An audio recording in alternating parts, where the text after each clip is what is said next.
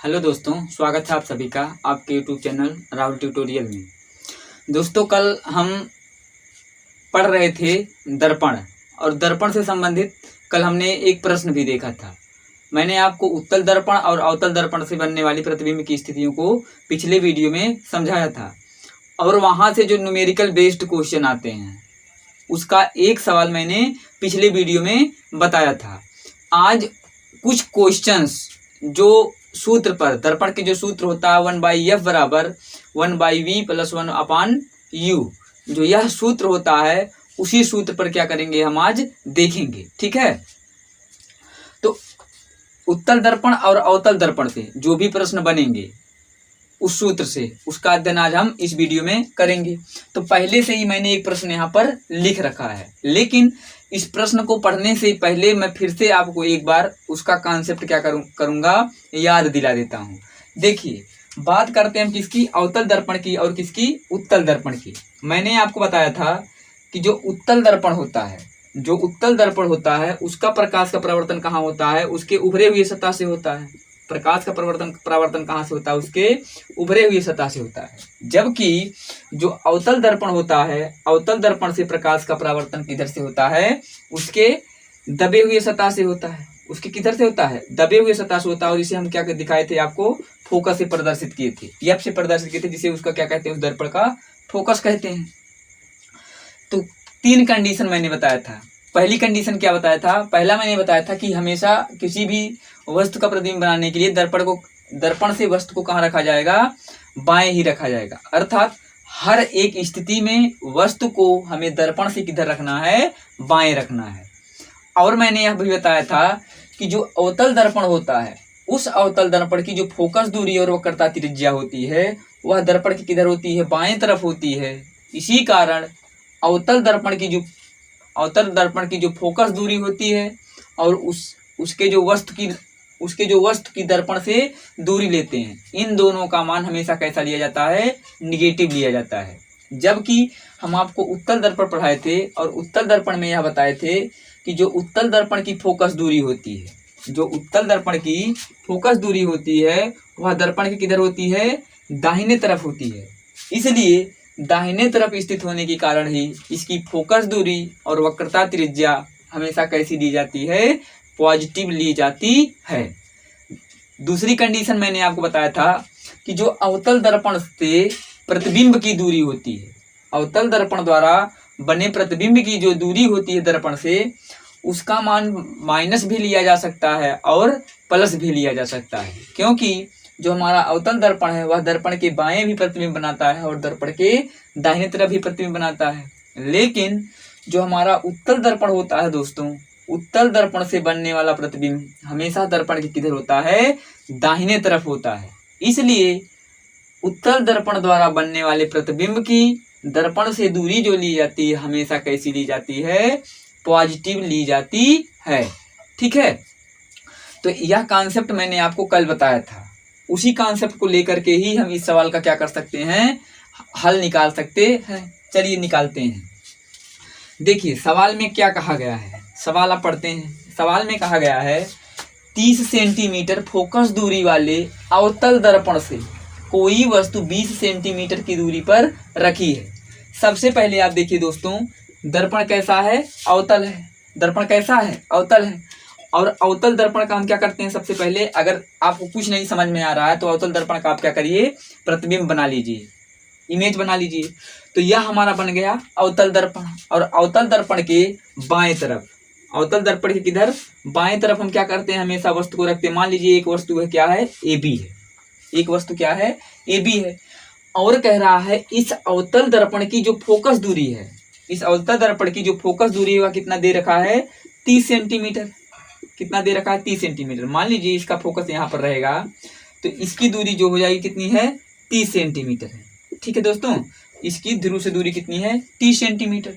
अब कह रहा है कि जो वस्तु को रखा गया है वह वस्तु अर्थात AB इस दर्पण से कितनी दूरी पर रखा गया है, 20 सेंटीमीटर पर। अर्थात इस वस्तु से और इस दर्पण के बीच की दूरी कितनी है, 20 सेंटीमीटर है। ठीक है, और हमें पूछा, अब देखिए जो वस्तु की दर्पण से दूरी होती है उसे किससे प्रदर्शित करते हैं, हम u से प्रदर्शित करते हैं, और उसे वह कितना दिया गया है आपको 20 सेंटीमीटर। और आपसे पूछा है क्या, तो इस दर्पण द्वारा बनने वाले प्रतिबिंब की दर्पण से दूरी और प्रकृति बताइए। तो मैंने आपको बताया क्या था कि जो प्रतिबिंब की दर्पण से दूरी होती है उसे आप किसे प्रदर्शित करते हैं, v से प्रदर्शित करते हैं, ठीक है, उसे हम किसे प्रदर्शित करते हैं, v से। लेकिन एक चीज और देखिए, अब आप देख रहे हैं कि जो वस्तु है उसे इस दर्पण से किधर रखा गया है, बाएं रखा गया है, और हमेशा वस्तु को बाएं रखते भी हैं, अर्थात और बाएं होने पर हमेशा जो उसका मान लिया जाता है, किस में लिया जाता है, निगेटिव में लिया जाता है, अर्थात ऋणात्मक लिया जाता है।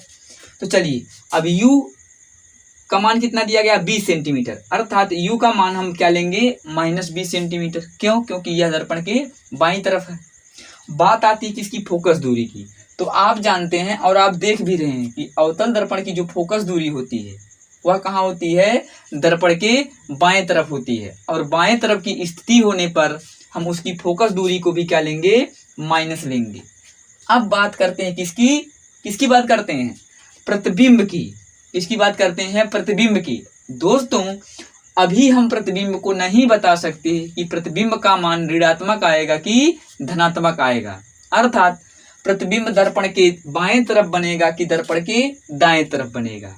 देखिए जब हम अपने आंसर पर पहुंच जाएंगे और यदि हमें प्रतिबिंब की दर्पण से दूरी, अर्थात प्रतिबिंब की जो दर्पण से दूरी रहेगी, अगर उसका मान धनात्मक आएगा तो हम यह बताएंगे कि वह वस्तु दर्पण के किधर बना है, दाएं बना है। लेकिन अगर प्रतिबिंब की जो दूरी आएगी, अगर उसका मान ऋणात्मक आएगा तो हम यह बताएंगे कि वह प्रतिबिंब दर्पण के किधर बना है, बाएं तरफ बना है। तो चलिए इस प्रश्न को क्या करते हैं, हम हल कर लेते हैं। तो हल करने के लिए मैंने आपको बताया था एक फार्मूला 1/f बराबर 1/v प्लस 1/u। यह फार्मूला दोस्तों आप क्या करेंगे, याद रखेंगे। एक चीज और मैंने बताया था कि जो यहाँ धन लगा है, जो यहाँ प्लस का निशान लगा है, वह प्लस का निशान किसका है, फार्मूले का है। यह माइनस तब होगा जब माइनस फोकस दूरी या वस्तु की दूरी या प्रतिबिंब की दूरी का मान रखा जाएगा। तो चलिए इसी फार्मूले में हम क्या करते हैं, रख देते हैं। तो आप देख रहे हैं यफ का मान कितना दिया गया है, -30। यफ का मान क्या है, -30। तो जहां यफ है वहां पर क्या रख देते हैं आप, -30 बराबर। अब v का मान हमें निकालना, देखिए तो v को हम वैसे ही छोड़ देते हैं, प्लस 1/u, और u का मान भी दोस्तों कैसा आपका, ऋणात्मक है। तो चलिए u के स्थान पर क्या रख देते हैं, -20। अब देखिए यहाँ पर -1/30 है बराबर 1/v। अब यह प्लस और यह माइनस दोनों क्या होंगे, मिल करके क्या हो जाएंगे, माइनस हो जाएंगे, और आ जाएगा 1/20। 1/20। अब v जहाँ है, अब देखिए v जहाँ है उसको वहीं पर हम रहने देते हैं, v को वहीं पर रहने देते हैं, और इस -1/20 को लाते हैं बराबर के इस तरफ। चलिए लाते हैं, देखिए 1/v बराबर क्या हो जाएगा, अब पहले से ही मौजूद है -1/30। अब यह जब माइनस इधर आएगा तो माइनस वाला चीज क्या हो जाता है, प्लस हो जाता है, और इतना मैथ आप जानते ही होंगे। अब देखिए 30 और 20 का आप क्या ले लेते हैं, लासा ले लेते हैं। हर का आप क्या ले लेंगे, लासा ले लेंगे। अब लासा कैसे लिया जाता है हम इसको भी आपको यहीं पर ही बता देते हैं। जैसे हमें लासा लेना किसका, 20 और 30 का, तो लासा लेने की प्रक्रिया हम प्रारंभ करते हैं। देखिए इस तरीके से लिया जाता है। अब 2 से हम पहले भाग देते, तो 2 दहा में 20 और 2 15 में कितना होता है, 30। अब फिर हम 2 से भाग देते हैं, 2 पंचे 10, लेकिन 15 नहीं कटेगा तो 15 को ऐसे हम उतार देते हैं। अब भाग देते हैं किससे, 2 के बाद क्या आता है, 3, क्योंकि आप जानते हैं 2 से इसमें भाग नहीं जाएगा, और इसको मैंने मैथ में भी पढ़ाया है। तो 3 से जब भाग देंगे 5 नहीं कटेगा लेकिन 15 कटेगा, 3 पचे 15। अब लेकिन भाग किससे चला जाएगा, 5 से चला जाएगा, 5 1 5, 5 1 5, अर्थात जब हमें शेषफल 1 प्राप्त हो जाता है। देखिए जब शेषफल नहीं, भागफल, जब आपको भागफल नीचे 1 अर्थात आप सीधे कह दीजिए कि जब भाग देने की प्रक्रिया में नीचे हमें 1 1 मिल जाए तो वहीं पर हमारे भाग देने की प्रक्रिया समाप्त हो जाती है। और जिससे हम भाग दे रहे थे उनका आपस में क्या कर लेते हैं, गुणा कर लेते हैं, और जो गुणनफल प्राप्त होता है वही उसका क्या आता है, लासा आता है। लासा लघुत्तम समापवर्तक आता है। चलिए अब देखिए क्या आया है, 2 गुणे 3 गुणे 5। अब इसका करते हैं तो 2 दूनी 4 और 4 तिया 12 और 12 पंचे दोस्तों कितना होता है, 60 होता है। अर्थात 30 और 20 का लासा कितना आएगा, 60 आएगा। चलिए हम 60 लिख लेते हैं। देखिए 60 लिख दिए। अब जब 60 30 और 20 का लासा कितना आया, 60 आया। अब पहले वाले के जो हर है उस हर से लासा में क्या करते हैं, आप भाग देंगे। तो 30 से जब भाग देंगे 60 में तो 2 बार जाएगा, क्योंकि 30 दूनी 60। भागफल आपको कितना प्राप्त हुआ, 2। जो भागफल प्राप्त होता है उसका गुणा हम उसके किससे कर देते हैं, अंश से कर देते हैं। तो भागफल आपको कितना प्राप्त हुआ था, 2। तो 2 एक के 2, लेकिन दोस्तों इसके साथ लगा क्या, माइनस। ठीक है। अब देखिए अब बात किसकी आती है, इसकी आती है। अब इसके हर से लासा में भाग देंगे तो 20 से जब 60 में भाग देंगे तो 3 बार जाएगा, और जो भागफल प्राप्त होगा उस भागफल से इसके अंश में क्या करेंगे, आप गुणा करेंगे। तो 20 से जब 60 में भाग देंगे तो 3 बार जाएगा, भागफल कितना आया, 3। और 3 से जब इसमें गुणा करते हैं तो 3 एक के 3, लेकिन दोनों के बीच में निशान किसका है, प्लस का है। अब आप देख रहे हैं कि एक माइनस और एक क्या है, प्लस है। तो प्लस और जब माइनस जोड़ में रहते हैं तो वह एक दोनों क्या हो जाते हैं, घट जाते हैं। तो 2 आप देख रहे हैं छोटी है किससे, 3 से। अर्थात यहाँ 3 में से 2 को हम घटाएंगे तो 3 में से 2 जाएगा तो कितना प्राप्त होगा, 1।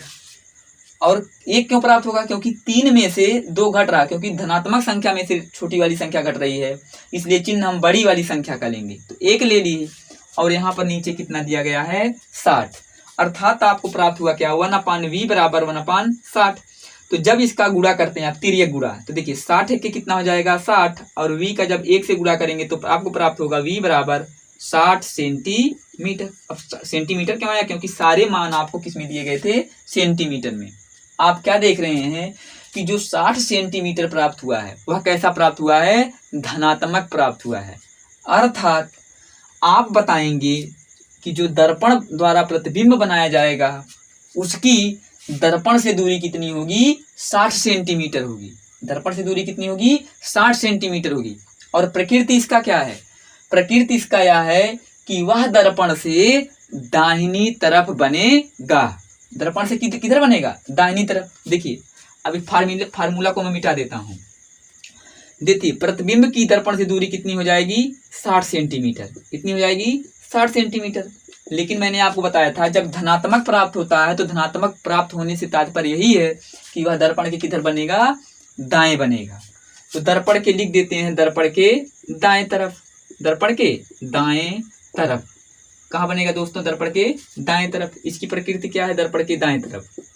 और क्या है, और मैंने आपको बताया था कि अवतल दर्पण से सिर्फ एक ही कंडीशन में प्रतिबिंब दर्पण के पीछे अर्थात दर्पण के दाएं बनता है। और वह कंडीशन क्या था, कंडीशन यह था कि जब वस्तु फोकस और किसके मध्य हो, पोल के मध्य हो।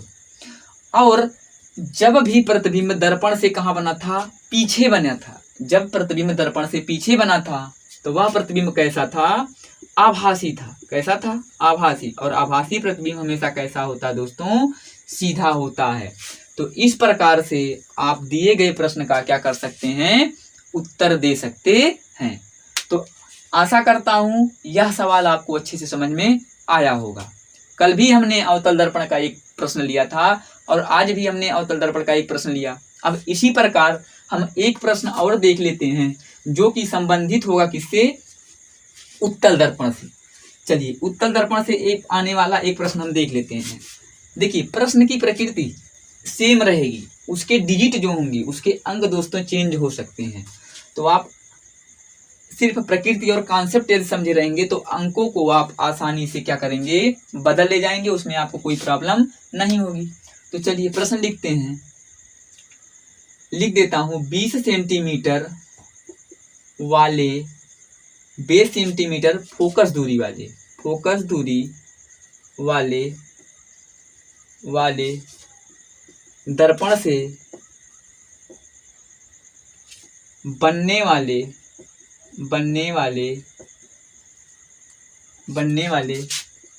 प्रतिबिंब की दर्पण से दूरी कितना है? 10 सेंटीमीटर है। 10 सेंटीमीटर है। तो वस्तु की दर्पण से दूरी बताइए। दूरी बताइए। देखिए इस प्रश्न को आप मुँह जबानी भी हल कर सकते हैं और अपने दिमाग में ही हल कर सकते हैं, लेकिन हम आपको समझा रहे हैं तो आप सिर्फ समझ लीजिए ताकि आप इसमें कंफ्यूज ना हो।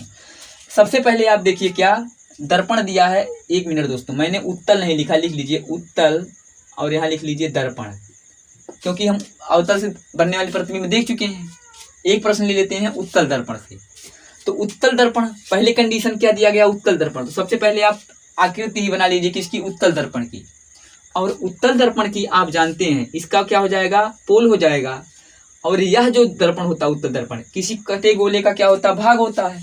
और यह गोला इधर घूमेगा, अर्थात इसकी फोकस, इसका वक्रता केंद्र कहाँ होगा? यहाँ पर होगा। और इसकी फोकस दूरी भी किधर होगी?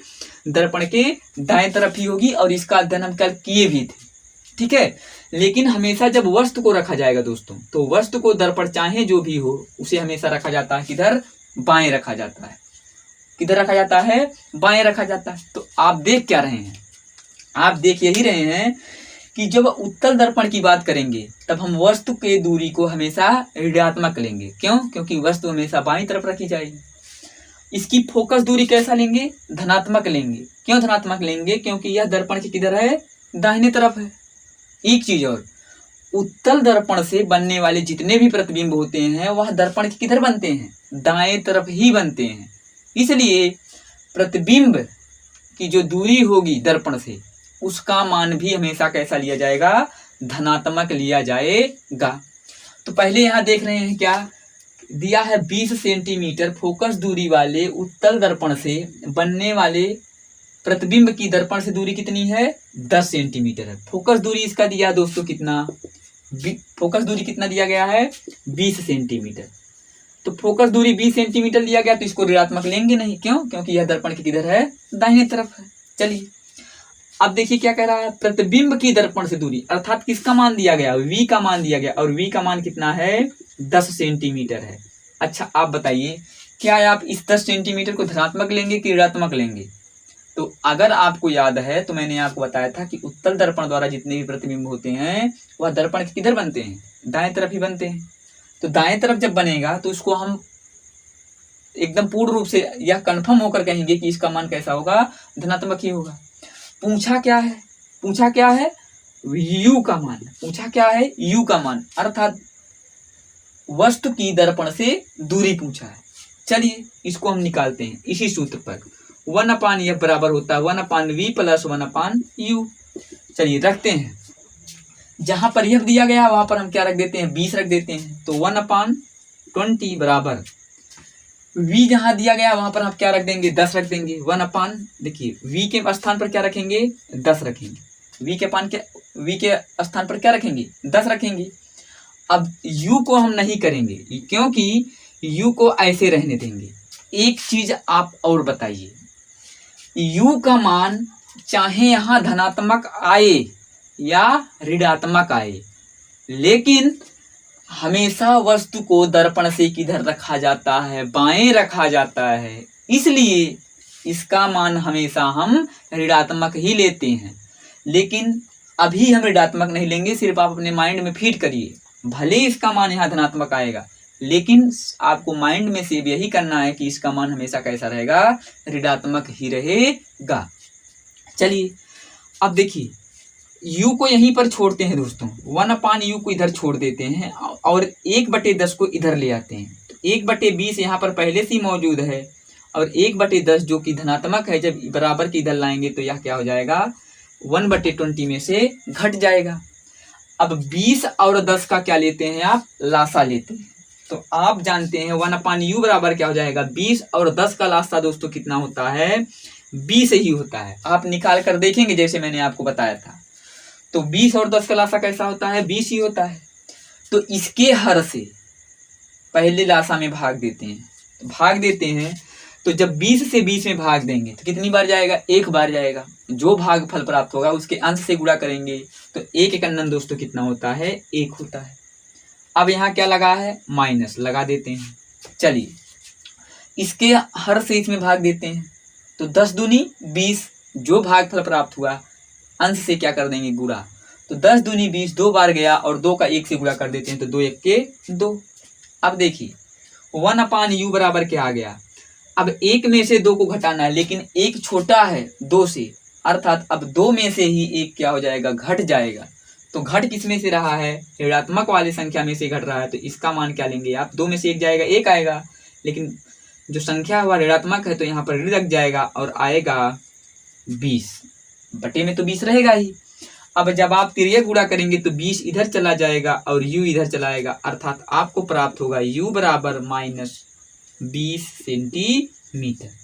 u बराबर क्या प्राप्त होगा, -20 सेंटीमीटर। अब माइनस चिन्ह यही बता रहा है कि वस्तु कहाँ रखा गया है, दर्पण के बाएं ही रखा गया है। और आप यह कंफर्म भी हैं कि हमेशा वस्तु को कहाँ रखा जाता है, दर्पण से बाएं रखा जाता है। ठीक है, तो देखिए अब ज्यादा प्रश्न करवाने से आपको कोई लाभ नहीं है। अगर आप समझ गए होंगे तो आप हर एक प्रश्न का उत्तर आसानी से दे ले जाएंगे। अगर इस फार्मूले पर कोई भी प्रश्न आएगा तो आप आसानी से आंसर दे पाएंगे। यहाँ से सिर्फ 2 ही प्रकार के प्रश्न पूछे जाएंगे दोस्तों। एक या तो आपको प्रतिबिंब की दूरी पूछ लेगी, या वस्तु की दूरी, या फोकस दूरी पूछ लिया जाएगा, या फिर प्रतिबिंब की प्रकृति आपसे क्या कर ली जाएगी, पूछ ली जाएगी। एक चीज और, अगर आपको चिन्ह परिपाटी समझ में आया होगा कि कब हम माइनस लेते हैं और कब हम प्लस लेते हैं, और दर्पण से बनने वाले प्रतिबिंब की स्थितियां समझ में आ गया होगा, तो आप ऑप्शन से ही बिना सवाल को लगाए ऑप्शन से ही आप अपने आंसर को कर सकते हैं। दोस्तों देखिए दर्पण हमारा क्या हो गया, यहाँ पर समाप्त हो गया। अब जब भी हम विज्ञान पढ़ेंगे, मैं सोच रहा हूँ अब आपको कुछ दिन संविधान पढ़ा दूं, तो जब भी हम विज्ञान पढ़ेंगे संविधान के बाद, तो अब हम लेंस का अध्ययन करेंगे। ठीक है, और लेंस के बाद फिर आपको मानव नेत्र पढ़ा दूंगा। तो आज के लिए बस यहीं तक, धन्यवाद।